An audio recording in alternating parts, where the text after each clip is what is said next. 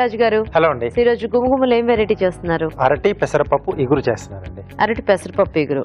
Yes అండి. So basic side dish గా బాగుంటుంది. రోటీస్ తో చపాతీతో ఇలాంటి వాటితో కాంబినేషన్ అనేది చాలా బాగా కుదురుతుంది. సో సింపుల్ గా చేసుకున్నా కూడా మంచి టేస్టీగా వస్తుందేమో కదా.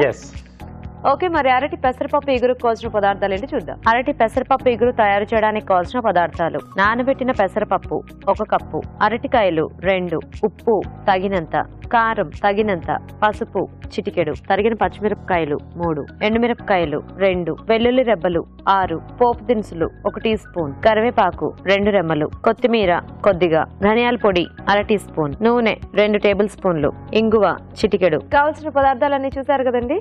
రాజుగారు స్టార్ట్ చేద్దామా? ఓకేనండి. సో ఇక్కడ ముందుగా ఏంటంటే మనం ఒక అరగంట ముందు పెసరపప్పు పెట్టేసుకుంటే సరిపోతుంది డిష్ చేసుకోవడానికి. సో ముందుగా పోపు పెట్టేసుకున్నామండి.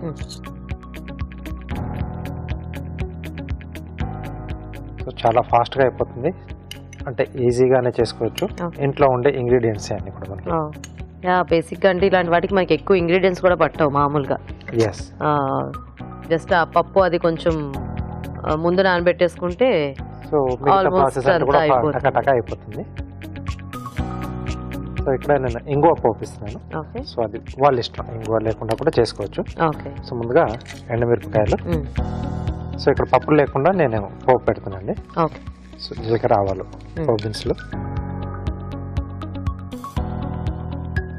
సో ఇంకొంచెం ఫాస్ట్గా అయిపోవాలనుకుంటే అరటికాయలు కూడా ముక్కలు కొంచెం ఉడికించి పెట్టేసుకోవచ్చు. బట్ ఏంటంటే ఫాస్ట్ గానే ఉడికిపోతుంది మనకి, అది వేయకపోవడం కూడా. పచ్చిమిరపకాయలు యూజువల్ గా ఫ్రై అనేసరికి చాలా మంది అరటికాయ ముక్కలు కూడా ముందు ఉడికించేసి పెడతారు, అంటే కొంచెం గట్టిగా ఉంటుంది కదా ఎట్లాగూ. అవునండి. కొంచెం టైం ఉంటే డైరెక్ట్ గా వేయించేసుకోవచ్చు. పచ్చిమిరపకాయ తర్వాత వెల్లుల్లి రెబ్బలు వేసాను. సో దీంట్లోనే కొద్దిగా కరివేపాకు, అలాగే కొద్దిగా ఇంగువ.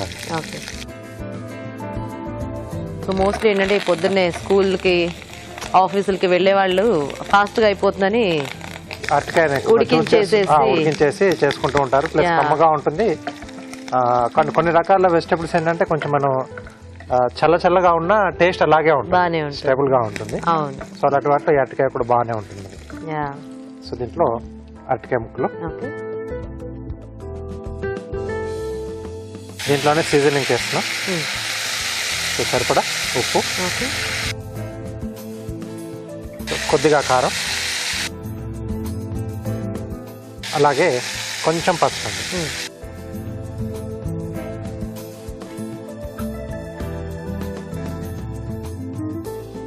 సో ముక్కలు కొంచెం మనకు మగ్గితే మనం పప్పు కూడా నానబెట్టిన పప్పు యాడ్ చేసుకోవచ్చు.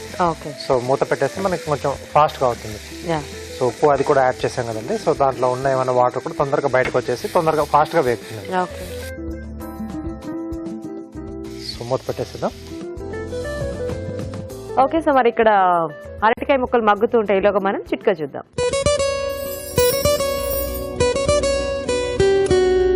ఇప్పుడు మీకోసం మొదటి చిట్కా.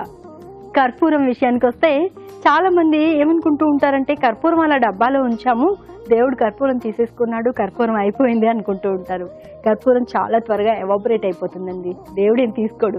అందుకే కర్పూరం ఎవాపరేట్ కాకుండా అలాగే ఉండాలి అంటే అందులో 4-5 మిరియాల గింజలు కనుక వేసి డబ్బాకి టైట్గా మూత పెట్టి ఉంచినట్లయితే కర్పూరం మీరు ఎలా ఉంచితే అలాగే ఉంటుంది, దేవుడు తీసుకోడు. చిట్కా చూసారు కదా. ఓకేనా రాజు గారు? సో ఇది మనకు హాఫ్ ఉడికిన తర్వాత పెసరపప్పు, నానబెట్టిన పెసరపప్పు. సో ఈ పప్పు కూడా కొంచెం వేగితే మనకి బాగా అవుతుంది కదా టేస్ట్. సో ఇది కొంచెం పప్పు కొద్దిగా మనకు హాఫ్ ఉడికినా టేస్ట్ బాగానే ఉంటుంది. మామూలుగా మనం వడపప్పులా తీసుకుంటూ ఉంటాం, నానబెట్టేసింది. కాకపోతే అంటే బాగా నానబెట్టుకోవాలి ఇది లేకుండా. సో దీంట్లో కొంచెం ఏంటంటే ధనియాల పొడి ఒకటి యాడ్ చేస్తున్నాను. సో అది లేకుండా కూడా చేసుకోవచ్చు, బాగానే అవుతుంది. ప్లెయిన్ పోపుతో కూడా చాలా బాగా వస్తుంది టేస్ట్. సో ఇది కొంచెం వేగుతున్నప్పుడే కొద్దిగా ధనియాల పొడి, సో ఒక 2 నిమిషాలు మనం మూత పెట్టేసేద్దాన్ని, బాగా కలిపేసి. సో అరటికాయ ముక్కలు కూడా బాగా మెత్తగా అయిపోయాయి. సో కొంచెం కూరలో కావాలంటే ఇందులో ఇట్లా ఒక టమాటో అలా వేసుకుని చేసుకోవచ్చు రాజు గారు. చేసేసుకోవచ్చు, అదొక చిన్నగా మనం అదొకటి యాడ్ చేసేసుకుంటే కొంచెం గ్రేవీలా వచ్చేస్తుంది, ఆ టైప్ లో వచ్చేస్తుంది. సో కొద్దిగా పొడిగా కావాలంటే ఇలాగా, కొంచెం గ్రేవీలా కావాలంటే అలా చేసేసుకోవచ్చు. ఓకే. సో దీంట్లో కావాల్సిన కొంచెం జీలకర్ర పొడి యాడ్ చేసినా ఆ టేస్ట్ కూడా బాగానే ఉంటుంది. సో రెండు కలిపి వేసుకోవచ్చు, జీలకర్ర ధనియాలు, లేకపోతే ఇండివిజువల్ గా ఏదైనా ఒకటి కూడా యాడ్ చేసుకున్నా టేస్ట్ అనేది బాగానే ఉంటుంది. ఓకే.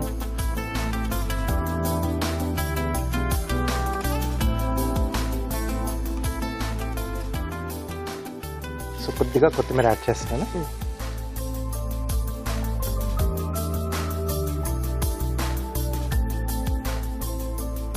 సో కొత్తగా వంటలు నేర్చుకున్న వారికి కూడా ఇలాంటి సింపుల్ రెసిపీస్ బాగా నచ్చుతాయి. వాళ్ళకి కష్టం అనిపించదు అనమాట స్టార్టింగ్ లో ఇలాంటివి చేసుకుంటే.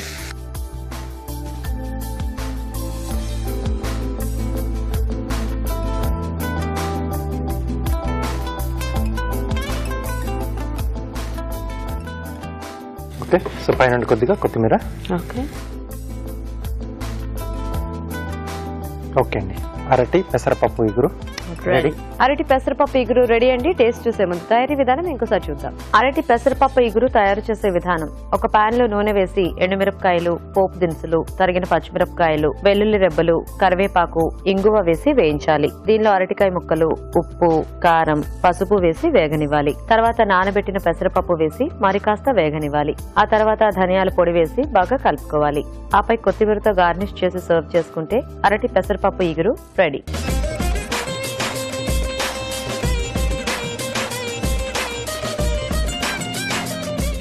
ఓకే, మరి తయారీ విధానం చూసారు కదా, రాజు గారు టేస్ట్ చూద్దామా? ఓకేనండి. పప్పు అంతా కూడా వీటికి కోటింగ్ లా వచ్చేసింది.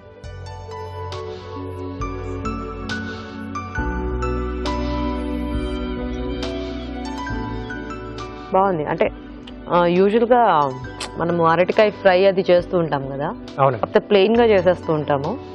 కొంచెం ఇలా ఈ పెసరపప్పు కాంబినేషన్ అనేది బాగుంది దానికి అడిషనల్ గా. సో మీరు అన్నట్టు ఈ రెండింటి కాంబినేషన్ చాలా బాగా సెట్ అయింది. అంటే మనకి అది కమ్మగానే ఉంటుంది, ఇది కొంచెం కమ్మగానే ఉంటుంది కదా, కాబట్టి సో ట్రై చేసుకోవచ్చు అప్పుడప్పుడు. సో ఈ పప్పు కాకుండా వేరే పప్పులోకి వెళ్తే శనగపప్పు కూడా బాగానే ఉంటుంది, అది ఉడికించి యాడ్ చేసుకోవాలి. అవును, ఎందుకంటే ఇక్కడ అంత ఈజీగా ఉడకదు. మరి పచ్చిగా ఉంటే కూడా మనం పెసరపప్పు తిన్నట్టు అది తినలేము, కాబట్టి అది చేసుకుంటే కొంచెం ఉడికించి వేసేసుకుంటే అది కూడా మంచి కాంబినేషన్ బాగా కుదురుతుంది. బాగుంది రాజు గారు, సింపుల్ గా టేస్టీగా. Thank you. సో చూసారు కదండి, మరి మీరు కూడా ట్రై చేయండి. ఇప్పుడు మీకోసం మొదటి చిట్కా. కర్పూరం విషయానికి వస్తే చాలా మంది ఏమనుకుంటూ ఉంటారంటే కర్పూరం అలా డబ్బాలో ఉంచాము, దేవుడు కర్పూరం తీసేసుకున్నాడు, కర్పూరం అయిపోయింది అనుకుంటూ ఉంటారు. కర్పూరం చాలా త్వరగా ఎవాపరేట్ అయిపోతుందండి, దేవుడు ఏం తీసుకోడు. అందుకే కర్పూరం ఎవాపరేట్ కాకుండా అలాగే ఉండాలి అంటే అందులో 4-5 మిరియాల గింజలు కనుక వేసి డబ్బాకి టైట్గా మూత పెట్టి ఉంచినట్లయితే కర్పూరం మీరు ఎలా ఉంచితే అలాగే ఉంటుంది, దేవుడు తీసుకోడు.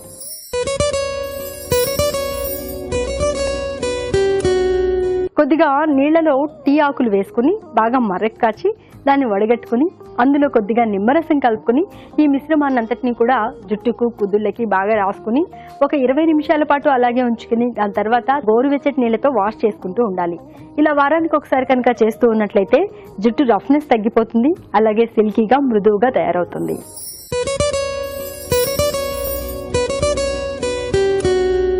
ఇప్పుడు మీకోసం ఇంకో చిట్కా. టమాటా రసం, ముల్లంగి రసం 2 సమపాళ్ళలో తీసుకొని 1 కప్పు చొప్పున రోజు కనుక తీసుకుంటూ ఉన్నట్లయితే స్కిన్ చాలా హెల్దీగా ఆరోగ్యంగా తయారవుతుంది. మచ్చలు, మొటిమలు ఇలాంటివన్నీ కూడా రాకుండా ఉంటాయి.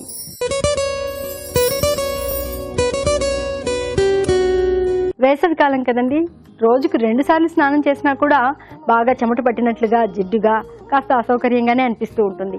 మరి సమ్మర్లో కూడా ఫ్రెష్గా ఉండాలి, ఉల్లాసంగా ఉండాలి, తాజాగా ఉండాలి అంటే ఏం చేయాలి అంటే స్నానం చేసిన తర్వాత లాస్ట్లో 1 మగ్గు నీళ్ళలో కొద్దిగా పన్నీర్ కలుపుకొని ఈ నీళ్ళని బాడీ అంతా అలా తడుపుకున్నట్లయితే రోజంతా కూడా తాజాగా ఉంటుంది, సువాసన భరితంగా ఉంటుంది.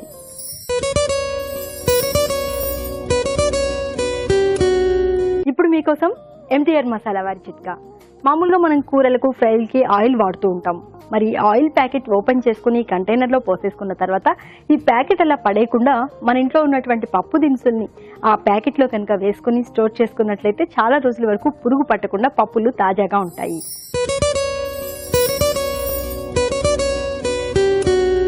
మనం సీతాఫలం తింటాం కదండి, సీతాఫలం తిన్న తర్వాత ఆ గింజల్ని పడేయకుండా బాగా ఎండబెట్టుకుని పొడిలాగా చేసి ఉంచుకోవాలి. ఆ పొడిని కొబ్బరి నీళ్ళలో కలిపి ఒక రోజంతా అలాగే ఉంచి రాత్రిపూట ఈ నూనెని బాగా అప్లై చేసుకుని తలకి జుట్టుకి బాగా మృదువుగా మర్దన చేసుకుని ఉదయం లేచిన తర్వాత తలస్నానం చేస్తూ ఉండాలి. ఇలా కనీసం వారానికి 2 సార్లు కనుక చేస్తూ ఉన్నట్లయితే డాండ్రఫ్ అనే సమస్య ఉండదు.